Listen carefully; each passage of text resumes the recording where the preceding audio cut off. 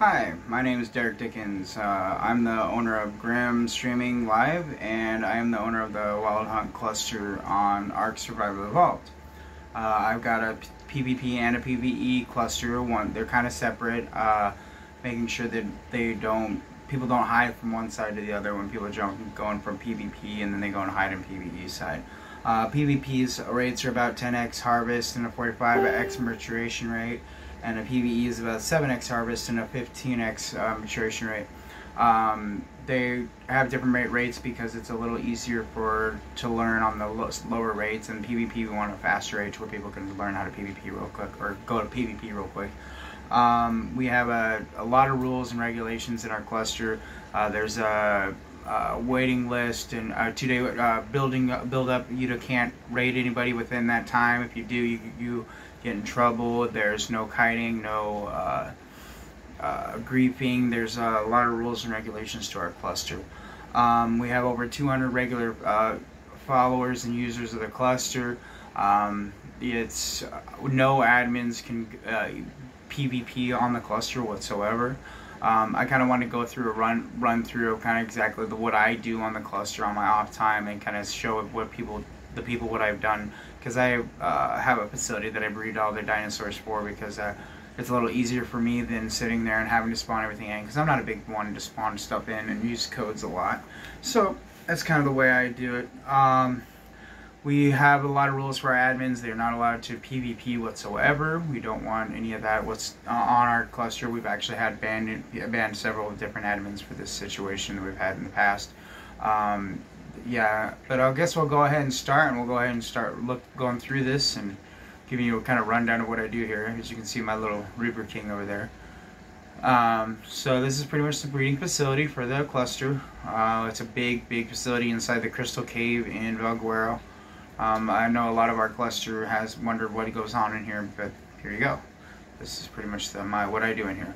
So I've got Gigas and X-Rexes, X-Allos that I pretty much use for selling on the cluster. Pretty much the dinos that either buy or you get on the events. That's pretty much what we've been using them for. Like our Easter event was all the eggs from these babies right here. And so we got Tech Quetzals, Uties. As you can see, I do a lot of more sought after dinosaurs like Tech Rexes and Tech Quetzals and stuff like that. Thylacoleo, and there's our little Davy. He's our wandering dodo that we have just randomly running around in here. My Ferox breeding pen is there. I have to cage those guys in. I got a couple of sleepy dinos. Speaking of that, I'm going to wake them up, see if I got an egg from them, which usually I do. Yep, there it is. And I go through and store all my eggs and stuff like that in this little facility here. It's my little egg holder and my food and storage facility, cryos. And so then we go up to the other side. You can see the Lonas and the Bloodstalkers. We go up to the top level. You can see all the birds. I have them to where they lay eggs down in the holes. Some of them are on right now because I haven't really been breeding them as much lately. Snow Owls, Tyrannos. That's where I used to breed all the shoulder pets over here, but we've kind of taken them out because they haven't been as busy. As you can see, that I did a lot of work in here. And then up here is just kind of our regular facility where we actually do our normal work and stuff like that. Like tech transporter and transmitter, where we can travel from one place to the other. We go down through here. We'll go ahead and go down below, go by the skiff, and then go behind the skiff here. Here's where I used to breed our crocodiles and stuff like that. And then our water teams, our semi-aquatic teams are here. So there's a Diplocalus there. We go through here, and here's pretty much where we do our like regular actual work around it, furnaces and stuff. This way is our hatchery. Here's our hatchery where we actually do our hatching of stuff.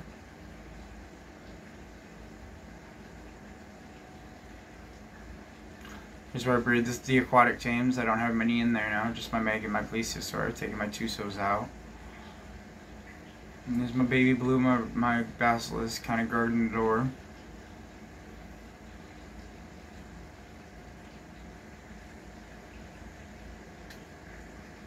This is the waterfall cave I'm at. Pretty view. It's my little farmhouse up here. Yomia's dung beetles, little greenhouse.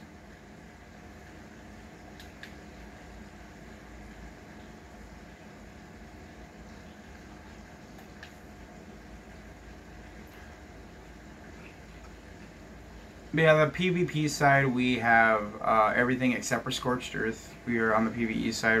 We need Genesis, Scorched Earth, and Center.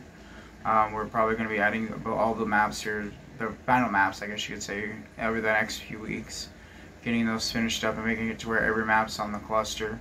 We have been even in talks of doing a separate side with Grimm Plus stuff, and maybe even a role player. I'm not 100% whether we're going to do that. I'll have to get more admin help if I decide to do that.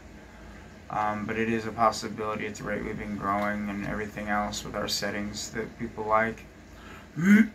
We're extremely strict on the way everything goes through here.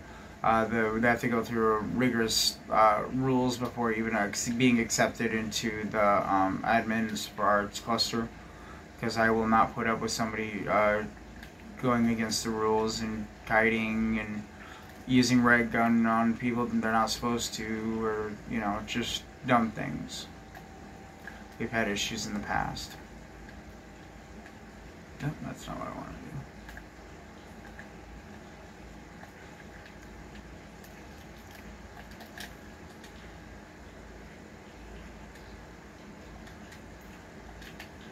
We have multiple different events that we do. I'm going to be going and showing you the event area that we have on Ragnarok. We only have 2 technically bases on the maps. We have a small one we're doing on Genesis to help build tames for taking out the Master Controller, because he's a hard boss.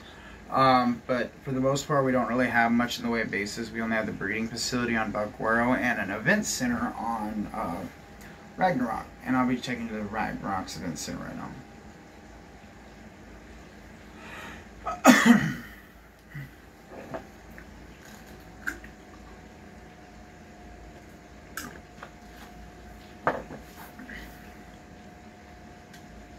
You can see we have 6 maps, and just on PvP we have like 14 people playing at like 10 o'clock at night. 11 o'clock at night. 11 o'clock at night. That's my time. We have a broad range of people all the way from UK, Britain, Sweden, Africa, Indonesia. We've had a little bit of everybody from all aspects.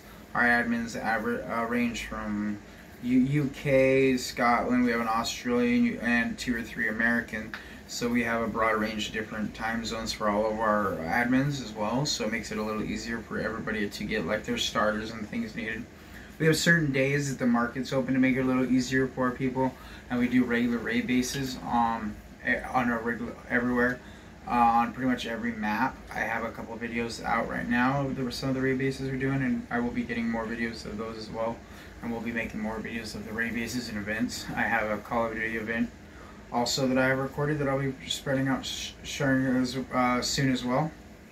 And I'll be showing you where the event center is here in a second. This is our little admin holding area inside the event center. Alright, we'll go to the start of it. There's one of my admins there just on the ground.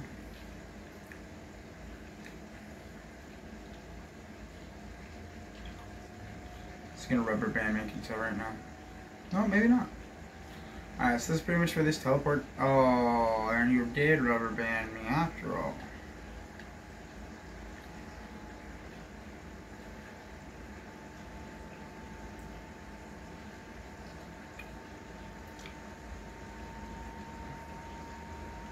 Alright, so here's where they come in at. Oh, stupid roll rat. I need to get you out of here. Anyway, so they come in at. This is the javelin throwing contest. Pretty much each one is a different variation of points where you're throwing the javelin at. And then go down here. We have a deal or no deal in the viewing area. My white and white one above. Pretty much they choose a box, whatever is in the box, they put it in this box, and then they decide whether they want to keep it or be bought out by somebody making an offer. And then this is like a tic-tac-toe for snails and dung beetles. Just throw the dung beetle and the snail in 3 in a row and see if you win. And then we got, this is where our Call of Duty event is. People will put these down for different lives, so everybody gets a certain amount of lives. And then at each round they come back through, and then we set them up to where they just find a spot in here right before and then we call around. And I have the recording of the last event that we did here, and they pretty much get a sending gear and different weapons, and they just shoot at each other. And last round was a bunch of tech claws. It was really cool to watch. Yeah, I'll have the video up shortly with those. Go through all here, and we have the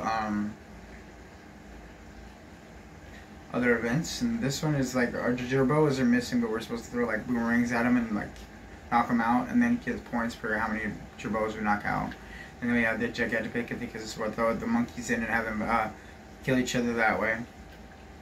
And then we have this one where it's like a terror bird thing, where it's almost like a ski ball with terror birds and with the dodo birds, and we just throw them in and try and make it in the hole.